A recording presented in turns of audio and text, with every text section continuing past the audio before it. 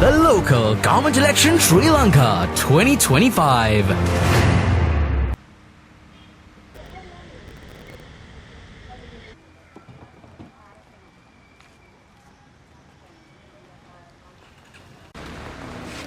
අද දිනේ අපි පළාත් ආයතන කීපයක් සඳහා නාම යෝජනා පත්‍ර බාර දෙන්න කටයුතු කරා.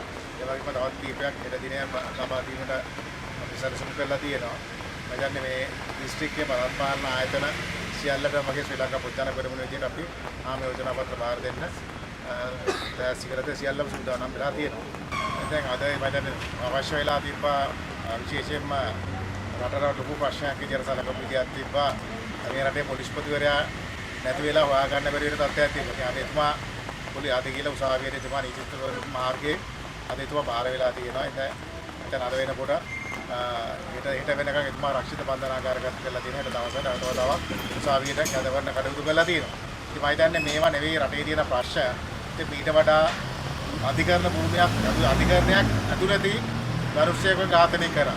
නඩුවක් අසන වෙලාවෙත් වැඩ කරා. මේක හොයාගන්න තාම මේකට බැරි වෙලා තියෙනවා. ඒ වගේම තවත් කීප දෙනෙක් හොයමින් ඉන්න මේ වෙලාව හොයාගන්න බැරිව. ඉතින් අද පොලිස්පතිතුමා ගිහිල්ලා එතුමාම අධිකරණයට බාර වෙලා තියෙනවා. ඉතින් මේක නෙවෙයි රටේ මිනිස්සු බලාපොරොත්තු. ඉතින් මේ වෙලාවේ අවශ්‍යතාවය තියෙන රටේ ජනතාවගේ ප්‍රශ්න වල විසඳුම් ගේන එක තමයි රටේ ජනතාව බලාපොරොත්තු වෙන්නේ. ඉතින් මේක සතියක් ගානේ යම් විවිධ මාතෘකාවල් හදලා රටේ තියෙන ජනතාවගේ ප්‍රශ්න යට ගන්න වැඩක් තමයි මේ ආණ්ඩුව ක්‍රියාත්මක කරන්න කියන එක තමයි අපිට පැහැදිලිව පේන්නේ. ඉතින් රටේ ජනතාවට පොරොන්දු දුන්නා. රටේ ජනතාව වෙනුවෙන් අවශ්‍යතාවය ඉටු කරනවා කියන ඒ විශාල පුරුදු කන්දරාවක් දීන තමයි මේ රටේ වත්මන් ජනාධිපතිතුමා ප්‍රමුඛ ආණ්ඩුව බලයටපත් වුණේ. ඒ වගේම මේ ආණ්ඩුව ක්‍රියාත්මක කරයි කියන විශ්වාසය මේ රටේ ජනතාවට තිබෙනවා. එහෙනම් මේ රටට යුද්ධය අවසන් කරලා රට සංවර්ධනය කරපු ඒ නායකව අමතක කළා. ඒ වගේම මේ රටේ ආර්ථික වශයෙන් වැටලා තිබ්බ වෙලාවක නැවතත් ආර්ථික වශයෙන් ශක්තිමත් කරමින් තිබ්බ වෙලාවක තිබ්බ ඒ නායකව අයින් කළා තමයි මේ ආණ්ඩුවට මේ නායකවන්ට මේ රටේ ජනතාව ඡන්දෙ දීලා වෙනසක් ඇති කරන්න දුන්නේ. හැබැයි මේ වෙනකන් මේ වෙනස ඇති වෙලා තියෙනවද කියන ප්‍රශ්නය ආණ්ඩුවේ ඉන්න ජනාධිපතිතුමාට තාම තේරෙන්නේ නැහැ. මැදියමදිවරුන්ට ඇතුළු මන්ත්‍රීවරුන්ට තාම තේරෙන්නේ නැහැ. ඒගොල්ලෝ විවිධ දවස ගන්න සතිය ගන්න විවිධ මාතෘකාවල් කරලා ඒ අය විවිධ කතාවල් කියාගෙන කටයුතු කරන හැබැයි රටේ ජනතාවට කිසිම සාහනයක් වෙන්නේ නැහැ කියන එක තමයි අපිට බොම්බේ ඇතුළු කියන්න තියෙන්නේ. එමත්තුමා මොකද්ද?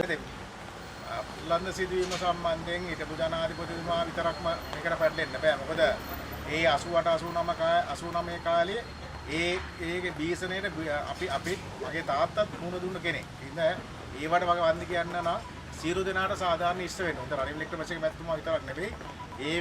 එවකට හිටපු කැරලි ඇති කරපු කැරල්ල වෙනුවෙන් සරන් කරපු මේ රටේ ජීවිත නැති කරපු ඒ වගේම විදුහල්පතිවරු පොලිසිය ත්‍රිවිධ හමුදාව වගේ ව්‍යාපාරිකෝ විදුහල්පතිවරු ශාල පිරිසක් ජීවිතක්ෂරපත් වුණා ඔය කියන කණ්ඩායම මත මේ පටලැන්ද ගැන කතා කරන පිරිස ගැන. ඉතින් මේවට විසඳුම් හොයනවා වගේම පටලැන්ද ගැන කතා කරනවා නම් අර අපේ නැති වෙච්ච ජීවිත වෙනුණු ඒ අය ඒ ගැන හොයන්න ඕනේ කියන එක තමයි අපේ විශ්වාසය තියෙන්නේ.